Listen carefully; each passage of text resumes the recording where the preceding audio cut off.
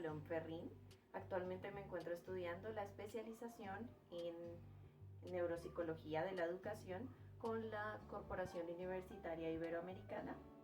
El día de hoy, para nuestra clase de Neurociencia Cognitiva, hablaremos de algunos temas, como por ejemplo de transducción, de procesamiento subcortical, de las cortezas cerebrales y su procesamiento también, y hablaremos un poco de algunos tipos de agnosias. Todo lo haremos desde la cotidianidad de mi habitación. Para comprender cómo podemos interactuar con el ambiente y responder a él, nuestro cuerpo está adaptado especialmente para dirigirse, para hacer conducta. En él se forman miles y miles de ramificaciones que nos permiten movernos, reaccionar, responder, dirigirnos también, andar, ver, sobre todo aquí, percibir. Los circuitos de luces están interconectados. Son células que alrededor de nuestro cuerpo van a transmitir un sinnúmero de información que por medio de ondas, oscilaciones coherentes provocarán la conducta. Nuestro querido Rodolfo Ginás, en su libro El cerebro y el mito del yo, hace la analogía de estos circuitos y de lo que producen para dar sentido a lo que nos rodea. Funcionamos como si fuéramos un circuito eléctrico de luces. Todo lo que es energía lo transformamos y lo codificamos o se codifica dentro de nosotros por medio de unas pequeñas neuronas, unas pequeñas células que son como neuronas muy similares a este parpadeo de estas lucecitas que aquí vemos. Y cada una de estas células van a producir o a generar o a codificar esta información, ya sea que se encuentren en la periferia de nuestro cuerpo o en el encéfalo. La idea es dirigirse al sistema nervioso central para de ahí generar una codificación, una información, una traducción que nos permita luego reaccionar, que nos permita hacer conducta.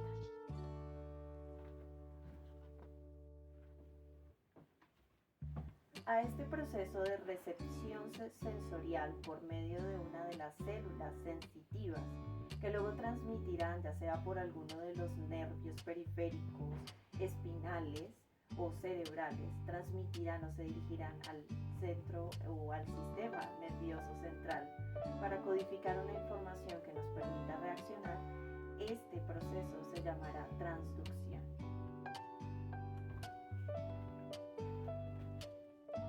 Del proceso de transducción, citemos un ejemplo con las células sensitivas de la piel. Tenemos un receptor de presión y vibración, que es el corpúsculo de Pacini. Tenemos el receptor del calor, que es el corpúsculo de Ruffini. Tenemos el receptor del frío, que es el corpúsculo de Krause. Tenemos el receptor del dolor, que es la terminación nerviosa sensitiva, ya la veremos más adelante, y el receptor táctil, corpúsculo de Meissner. Imaginemos que hay un cambio en el ambiente. Entonces, aquí hay fuego. Me decido entonces a acercarme al fuego y siento entonces una reacción. Algo ocurre en las células de mi piel. Hablábamos que era el receptor del calor, en nuestro caso el corpúsculo de Ruffini. Esta célula va a ser el receptor principal cuando hablamos de las células sensitivas que desde la periferia hacen transducción. Ellas se van a dirigir inmediatamente o enviarán la información de acuerdo al potencial necesario de energía, porque el potencial de energía es el que va a despertar el umbral que realmente provoque el impacto para que la célula reaccione, para que su voltaje interno, el voltaje de su membrana se transforme. Esa reacción va a hacer que se comunique con su célula inmediatamente siguiente. En este caso debe ser una célula. Las señales nerviosas transmitidas por este receptor especializado viajarán por los axones de las células nerviosas, que en la periferia enviarán a procesos subcorticales que a continuación explicaremos, como por ejemplo al tálamo, para que se procese la información del dolor, en este caso, que acabamos de percibir. Luego de que se haga todo el proceso y codificación respectivo en las áreas subcorticales, la corteza cerebral asimilará esta información para adquirir una simbología, para generar todo un procesamiento que luego provocará nuestra conducta. Esto resultará terminando en que yo pueda identificar que esto es fuego, que quema, que me duele, que tiene una tonalidad, una temperatura también. Las células termorreceptoras también están allí prestas.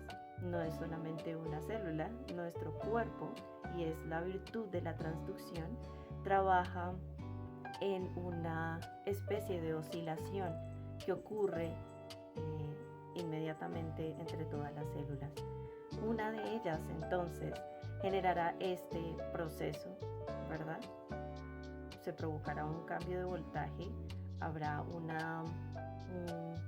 impacto, ¿cierto? Su membrana vibrará de alguna forma, provocará energía y, como decía Rodolfo Ginás en su libro de El cerebro y el mito del yo, esta célula no se está moviendo sola. Esta vibración, esta ondulación va a provocar que el resto de las células también sean impactadas en su membrana de alguna u otra manera. Va a provocar que el resto de las células también sensitivas, o si el impacto se produce en una célula directamente nerviosa, también provoque o genere o afecte al resto de las células que le rodean. Es como decía nuevamente Rodolfo Ginás, imaginarse un pececillo, una anguila en el agua, y cuando la vemos ella genera unas ondas, ¿verdad? Unas ondas que al unirse con el movimiento y la vibración de los otros peces del agua también generan formas. Asimismo, nuestras células vibrarán sus membranas o producirán ciertos voltajes o impactos potenciales de acción que provoquen que las otras también sean modificadas, que todas en comunión estemos oscilando. Narré anteriormente se refería a una célula sensitiva directamente. Sin embargo, también este mismo proceso de transducción ocurre con las células nerviosas, las neuronas. Ellas tienen o practican un proceso, en vez de energético, un poco más neuroquímico. Entonces aquí tenemos un botón que viene del axón de la célula, ¿verdad? Aquí el axón es el que va a transmitir toda la información neuroquímica que sea recibida pues, de la célula. Tenemos una célula presináptica, que será la que se encuentre en este caso en la parte de aquí abajo, ¿verdad? Aquí abajo, y una célula postsináptica, que es la que va a recibir todos los neuroquímicos. Ella contiene los receptores, unas pequeñas puertas que van a recibir las moléculas químicas de los distintos neurotransmisores que reconoceremos más adelante en clase seguramente. Dopamina, serotonina, adrenalina, noradrenalina y demás. Todos ellos provocados por el impacto que anteriormente habíamos dicho, tenía el impacto del cambio del ambiente. Podemos hablar hasta de los cambios emocionales allí. Entonces, al botón ingresan o se envían, dependiendo de las células, si es post o presináptica, toda la información neuroquímica que viajará por el axón de nuestra neurona hasta su núcleo. El tipo de célula y de dónde se encuentre, si es una neurona motora, si es una neurona unipolar, bipolar, multipolar, ella entonces adoptará los nutrientes, las proteínas, hará todo un proceso sináptico para poder transmitir la información al encéfalo o poder producir los procesos corticales que vamos a ver a continuación en el encéfalo, o más bien porque el encéfalo es prácticamente todo el sistema nervioso hasta la base encefálica, ¿no? Que es el inicio de la médula espinal. no solamente sería allí, sino hablando del cerebro y sus cortezas, que ya los veremos. De las áreas subcorticales es allí en donde procesamos toda la información de la que hablábamos en la transducción, detectamos y codificamos para la conducta. Allí es donde se encuentra nuestro tálamo, que es el que va a hacer todo el filtro de la información. Este va a permitir, es como una cámara interna, una cámara secreta prácticamente en la parte dorsal del diencéfalo. Está formado como por dos huevecillos que les mostraré a continuación en mi librito. Aquí se encuentra nuestro tálamo, en esta parte. Se encuentra en el tronco encefálico. Y como podemos ver, está conformado por el bulbo raquídeo, por la protuberancia anular, el tálamo no, hablando de todo el tronco encefálico. Claro, al final termina la médula espinal. El tálamo es la parte superior y permite la aferencia o la transmisión de toda la información neuronal de la que anteriormente hablábamos. Primero hace una especie de codificación.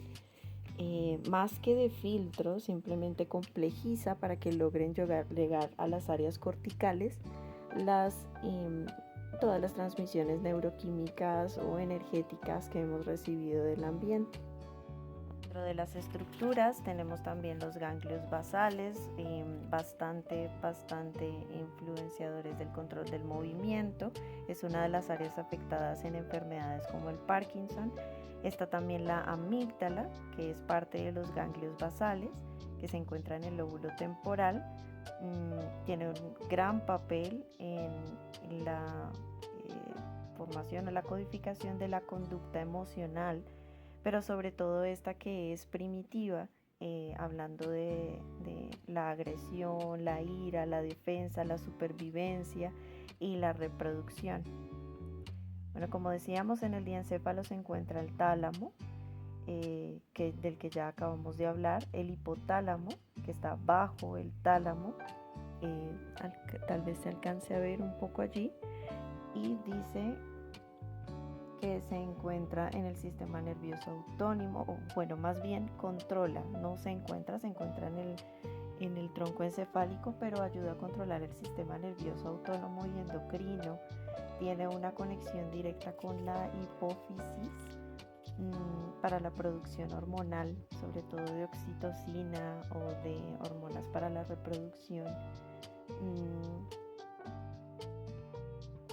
También encontramos allí, entre los lugares subcorticales, el quiasma óptico, que es un lugar donde la mitad de los axones de cada uno de los nervios ópticos procedentes cruzan hacia el lado contrario del cerebro, que creo que lo podemos ver allí también. En mi pequeño póster acá podemos ver un poco las áreas distribuidas. No es necesariamente las áreas de Brodmann, es una distribución un poco más sencilla para poder entender hacia dónde se dirige la información que acabamos de hablar acerca de la transducción y de los procesos que hacen nuestras neuronas, también teniendo en cuenta todo un sistema periférico que se comunica para llegar aquí al meollo del asunto, a nuestro córtex, que es en donde se asocian las sensaciones percibidas.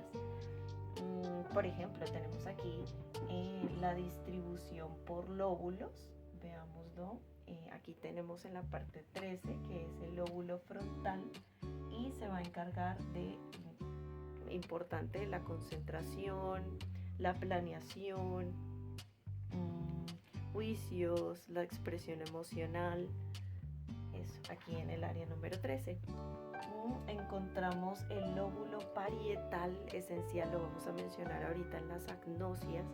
Tiene mucho que ver con, y está en el área de asociación de percepciones, sobre todo que tiene que ver con la motora, que está aquí, el área motora pues está cercana al cerebelo, en el lóbulo occipital, ¿cierto?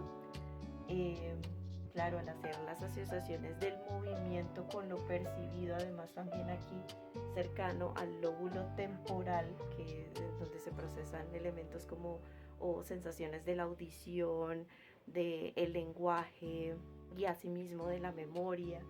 Todo ello conectado aquí en esta área de asociación, que serían 3 y 9, entre 3 y 9, va a permitir que esas asociaciones le den un sentido lógico a nuestras experiencias ambientales y podamos producir una respuesta. Esta es nuestra corteza cerebral, lóbulo occipital, lóbulo frontal, lóbulo temporal, lóbulo parietal, que son los que tenemos por ahora. Las agnosias tienen que ver, como su término lo indica, con una A sin gnosia, conocimiento. Simplemente es un no reconocimiento de las distintas sensaciones, a pesar de que sí se encuentra con un sistema sensorial completamente funcional. Los ojos funcionan bien, el gusto, el sistema olfativo también, el tacto, pero no se percibe cuando ya se hace todo el proceso de transducción, no se percibe en las áreas de asociación corticales. Tenemos distintos tipos de agnosia por cada uno de los sistemas sensitivos. Tenemos las agnosias visuales, que se distribuyen en distintas o se dirige hacia distintos objetos o elementos. Por ejemplo, las agnosias visuales, que son para los objetos, por ejemplo, en algunas ocasiones en donde no se percibe la forma simplemente, o que no se perciban los colores, pero de nuevo los ojos están completamente bien, las células receptoras, la retina, todas ellas están funcionando perfectamente bien. Sin embargo, en el momento de procesarse en el cerebro no se identifican. Si se les dice a la persona, por ejemplo, tengo aquí un Pyramix, pues la persona va a poder identificarlo desde las ideas, pero no desde lo que esté viendo directamente. Esto es con respecto a los objetos. Existen agnosias, una agnosia que se llama prosopagnosia, que está dirigido hacia el rostro de las personas. A veces pueden ser familiares o no familiares, no se identifican, pero sin embargo si se escucha la voz de la persona o algunos gestos que haga también se pueden identificar, o por la forma en que viste, algunos aretes o accesorios que porte también se pueden identificar, pero su rostro no lo puede identificar la persona. Existe también esta figura de simultagnosia. Imaginemos que está este libro y está este cubo aquí. La persona ve todo en plano, no va a poder identificar o hacer una diferencia entre el fondo y la forma.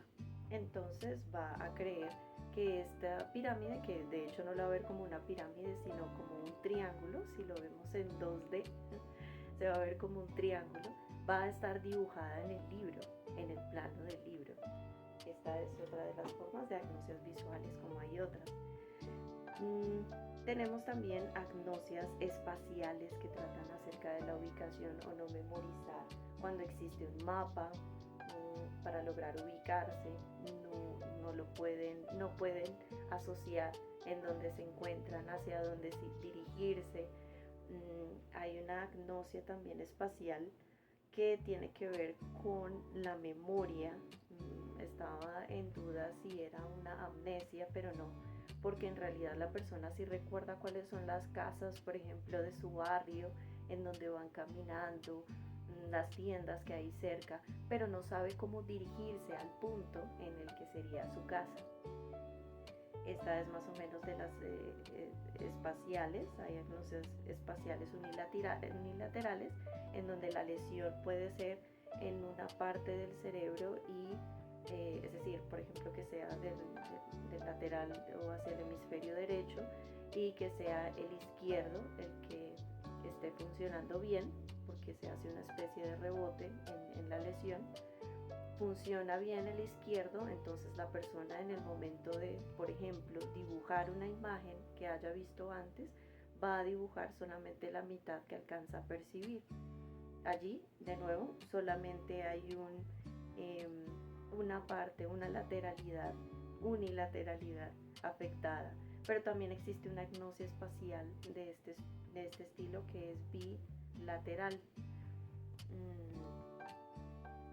Bueno, también tenemos otro tipo de agnosias que son las agnosias auditivas.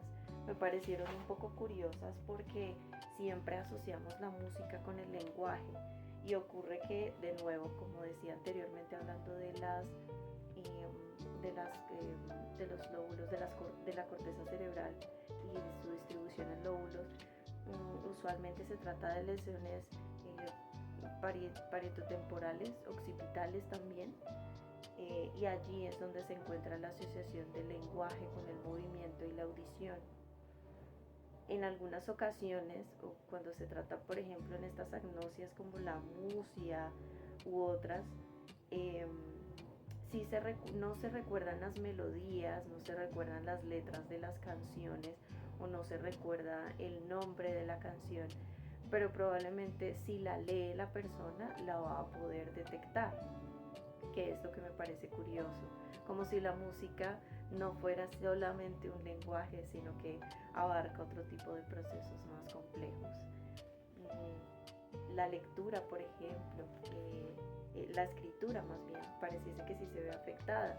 Entonces no se identifica la canción escrita, por lo menos en algunas agnosias, la escritura de las partituras, recordando que no se trata de una persona que no haya aprendido nunca a leer una partitura.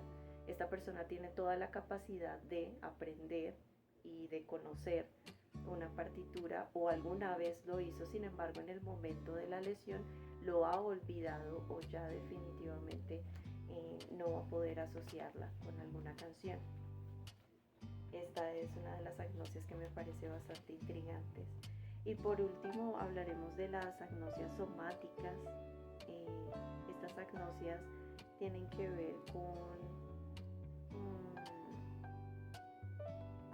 la dificultad de localizar partes de su cuerpo o del cuerpo del otro. Hay una agnosia que es digital, que es a veces hasta de los dedos, simplemente determinar los propios, poder decidir moverlos o entender cuáles son o cómo son los dedos del otro, no identificar su propio cuerpo a pesar de que, de nuevo, sus partes y sus extremidades están allí, pero no las puede determinar, no puede determinar que están allí. De hecho, se habla de, aquí leyendo a Portellano, se habla de una historia curiosa en donde una persona llama a uno de los miembros de su cuerpo, habiendo sufrido una lesión, en el mismo lo llama como si fuera un objeto exterior, o de hecho un ser exterior. Hola amigo, ¿cómo estás? Como si fuera una parte ajena a su cuerpo. Así tenemos varias agnosias, no nos extendemos mucho porque sabemos que hay muchos otros videos por ver, pero esperamos nos veamos en otra oportunidad.